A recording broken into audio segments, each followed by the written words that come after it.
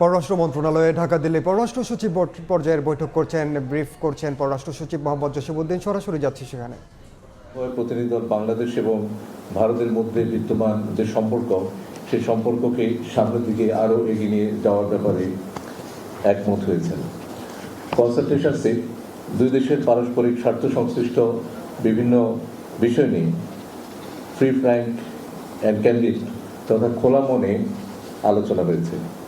আমরা বলেছি, বাংলাদেশের সবচেয়ে নিকটবর্তী প্রতিবেশী দেশ হিসেবে ভারতের নিকট আমরা আমাদের দুদেশের মধ্যে বিদ্যমান সকল অনিষ্পন্ন বিষয়সমূহে দ্রুততম সময়ের মধ্যে নিষ্পত্তির জন্য ভারতের সহযোগিতা কামনা করি এবং এ লক্ষ্যে আমরা একযোগে কাজ করার বিষয়ে গুরুত্ব আরোপ করেছি। আমি দুই দেশের সাধারণ জনগণের ভেতরে আস্থা ও বিশ্বাস বিনির্মাণের গুরুত্বের উপরে জোর দিয়েছি এবং এক্ষেত্রে বাংলাদেশ সম্পর্কে নেতিবাচক প্রচারণা রোধে ভারতের সক্রিয় ভূমিকা আশা করেছি।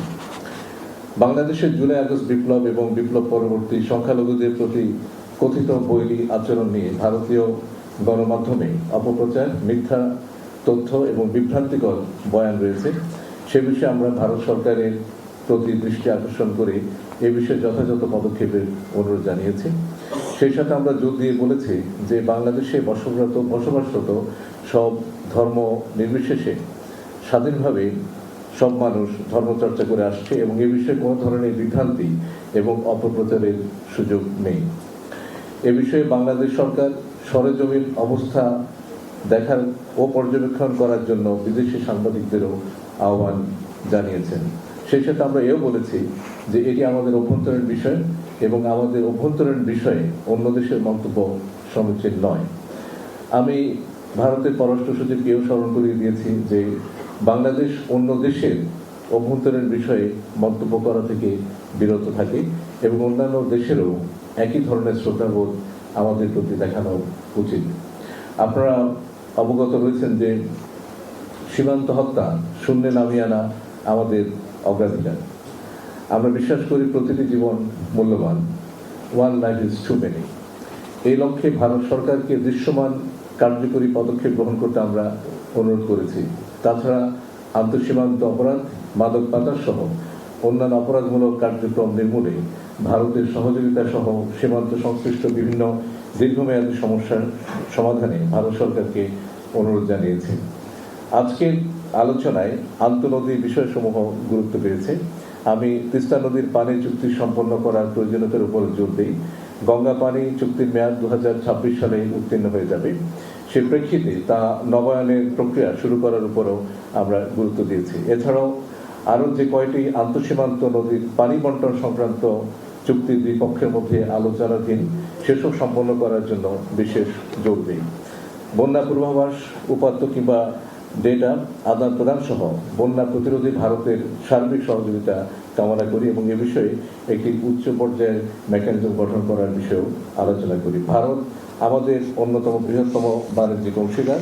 ভারতের সাথে আমাদের দ্বিপাক্ষিক বাণিজ্য বৃদ্ধির জন্য বিদ্যমান ট্যারিফ, প্যারাট্যারিফের মতো বাধাসমূহ দূর করার উপায়ের উপর আমরা গুরুত্ব আরোপ করেছি।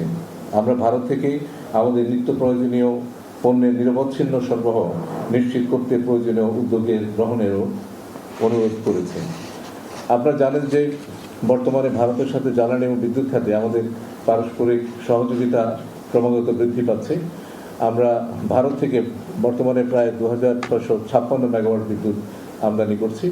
বর্তমান ভূরাজনৈতিক প্রেক্ষাপটে এই সহযোগিতা বৃদ্ধি পেতে পারে। ভারতের মধ্য দিয়ে নেপাল ও ভুটান থেকে জলবিদ্যুৎ আনার বিষয়েও ভারতের সহযোগিতার প্রয়োজন। এই অঞ্চলের শান্তি ও স্থিতিশীলতা রক্ষায় এবং রোহিঙ্গা সংকটের স্থায়ী সমাধানে বাংলাদেশে অবস্থানরত 1.2 মিলিয়ন রোহিঙ্গা প্রত্যাবাসনের ক্ষেত্রে ভারতের সহযোগিতার জন্য আহ্বান জানিয়েছি।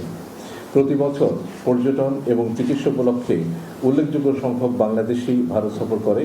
তাদের ভিসা প্রাপ্তি সহজীকরণ সহ অন্যান্য কনসুলার ইস্যু সহজীকরণের জন্য আমরা অনুরোধ জানিয়েছি। যে সকল বাংলাদেশি নাগরিক ভারতের আদালতে দেয়া সাজা বাংলাদেশে অথবা ভারতে ভোগ করছে, তাদের সাজা মওকুফের বিষয়ে ভারতের যথাযথ বিবেচনার জন্য অনুরোধ জানানো হয়েছে। এছাড়া ভারতে আটক বাংলাদেশের জেলেদের মুক্তির বিষয়ে আলোচনা হয়েছে।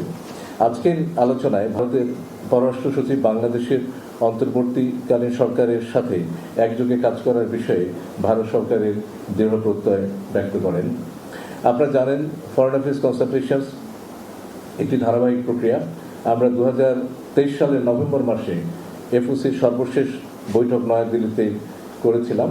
এই প্রেক্ষিতে উভয় দেশের মধ্যকার দ্বিপাক্ষিক, আঞ্চলিক এবং বৈশ্বিক পর্যায়ে আমাদের চলমান সহযোগিতামূলক কার্যসমূহের বিষয়ে আজকের এফওসিতে করা সার্বিক আলোচনা বা পর্যালোচনা পরবর্তীতে এই বিষয়গুলোকে এগিয়ে নিতে বা আমাদের প্রাধিকারমূলক যে সমস্ত ইস্যুগুলো আছে সেগুলো যদি পারস্পরিক সদিচ্ছা থাকে এবং ঐক্যমত থাকে তাহলে তার মাধ্যমে সমাধান হবে বলে আমরা মনে করছি। দিল্লিতে সুবিধাজনক সময়ে পরবর্তী ফরেন অ্যাফেয়ার্স কনসালটেশনসে অংশগ্রহণের জন্য ভারতের পররাষ্ট্র সচিব আমাকে আমন্ত্রণ জানিয়েছেন। আপনাদের সবাইকে ধন্যবাদ। আপনাদের যদি কোনো প্রশ্ন থাকে সে প্রশ্ন করেন এবং নাম বলবেন, এবং হ্যাঁ, নাম বলবেন। আগে আমি রুলস অফ ইয়েটা বলে নিই। একজন করে প্রশ্ন করবেন, নাম বলবেন, কোথাকার এবং কোন পত্রিকায় কাজ করেন কিংবা কোন টেলিভিশন চ্যানেলে, এবং আমি 3টা প্রশ্ন নিব, তারপর আমি উত্তর দিব। আর একটু জোরে বলেন। আলোচনায় সাবেক প্রধানমন্ত্রী শেখ হাসিনাকে ফিরিয়ে আনার ব্যাপারে কি আলোচনা হয়েছে?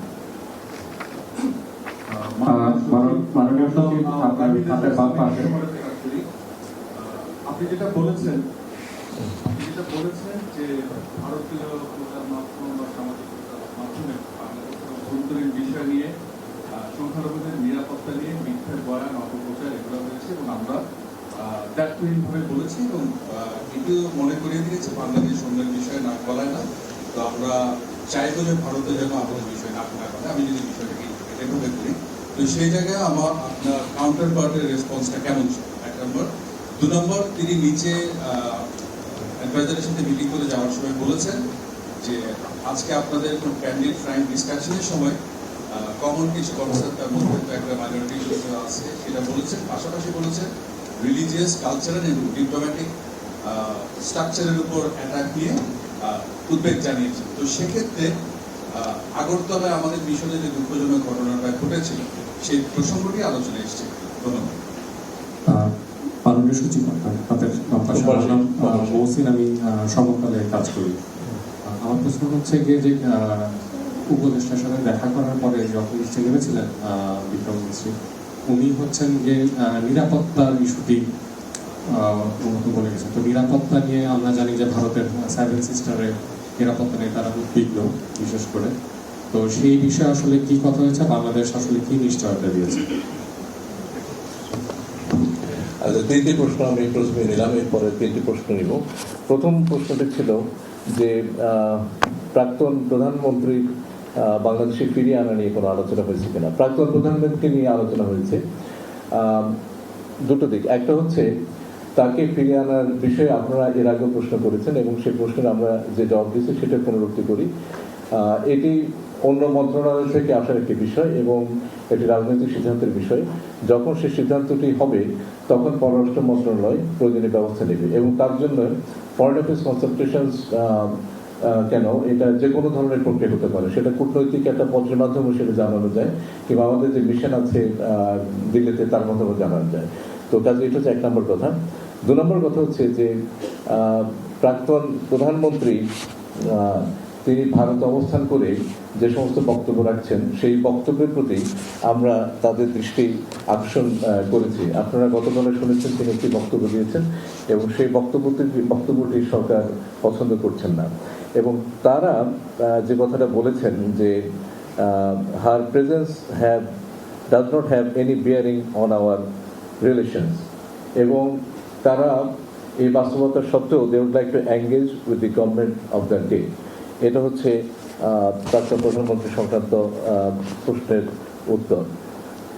সংখ্যালঘু সংক্রান্ত ভারতের যে প্রচার মাধ্যমের কথাবার্তাগুলো হচ্ছে এটা আমরা অত্যন্ত জোরালোভাবে বলেছি এবং সেটা আমি আমার প্রারম্ভিক বক্তব্য সেটা উপস্থাপন করেছি এবং আমি এটা বলেছি যে আমাদের দিক থেকে সাংবাদিক, শিক্ষক, আইনজীবী সহ নানা পেশার মানুষ ভারতীয় প্রচারের মাধ্যমে যোগাযোগের করেছেন, তাদেরকে রিচ আউট করেছেন এবং আপনারা অনেকে ইউটিউবে ম্যাটেরিয়ালগুলো পাবেন।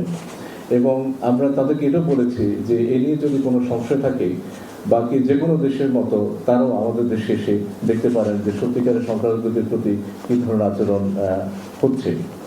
আর দ্বিতীয়ত আপনি যেটা বলেছেন যে তাদের যে সমস্ত তাদের দূতাবাসে নিয়ে যে উদ্বেগ এবং আমাদের দূতাবাস নিয়ে যে উদ্বেগ, এই বিষয়ে আলোচনা, আমি এই বিষয়টা খুবই জোরালোভাবে বলেছি। আগরতলা এবং কলকাতার সাম্প্রতিকভাবে যে ঘটনা ঘটেছে, আপনি এর আগে আমাদের প্রেস রিলিজ দেখেছেন এবং আজকের সভাতে আমি খুবই জোরালোভাবে সেটা উত্থাপন করেছি।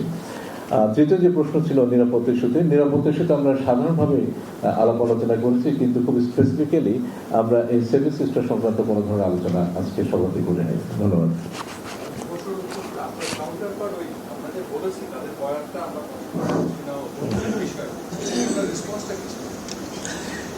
প্রথম কথা হচ্ছে যে আমার ধারণা এক ধরনের আন্ডারস্ট্যান্ডিং এর গ্যাপ আছে এবং আজকে উনি আমাদের এখানে আসার পরে আমার প্রত্যাশা সেই আন্ডারস্ট্যান্ডিং গ্যাপটা কমবে। আপনার নাম কি? আমার নাম মিজানুর রহমান, আমি নরম জমিতে কাজ করি। আমার প্রশ্নটা হচ্ছে যে আপনি একদিকে বলছেন যে এটা আমাদের অভ্যন্তরীণ ইস্যু, আমরা কারো অভ্যন্তরীণ ইস্যুতে হস্তক্ষেপ করি না। ইন্ডিয়াতে বিভিন্ন সময়ে বিভিন্ন ধরনের ঘটনা ঘটেছে সংখ্যালঘু ইস্যুতে, কিন্তু আমরা কোথাও বাংলাদেশের দিক থেকে কোনো ধরনের কনসার্ন আমরা ব্যক্ত করিনি। তো আমরা কেন তাদেরকে বলছি যে তোমরা এসে দেখে যাও আমাদের এখানে কি হচ্ছে? এটা আমাদের সেলফ কন্ট্রাডিক্টরি হয়ে গেল না? আমরা একদিকে বলছি এটা আমাদের অভ্যন্তরীণ ইস্যু, আবার আমরা বলছি যে আসো এসে দেখে যাও। এটা একটু সেলফ কন্ট্রাডিক্টরি হয়ে গেল কিনা? দ্বিতীয় বিষয় হচ্ছে যে আমাদের হাই কমিশনে হামলার যে বিষয়টা, এটা সর্বোচ্চ কূটনৈতিক শিষ্টাচার লঙ্ঘন এবং তাদের আমাদের হাই কমিশনের নিরাপত্তা দেওয়া তাদের দায়িত্ব। আমরা এই বিষয়টাকে বলার পরে তাদের জবাবটা দিয়েছি।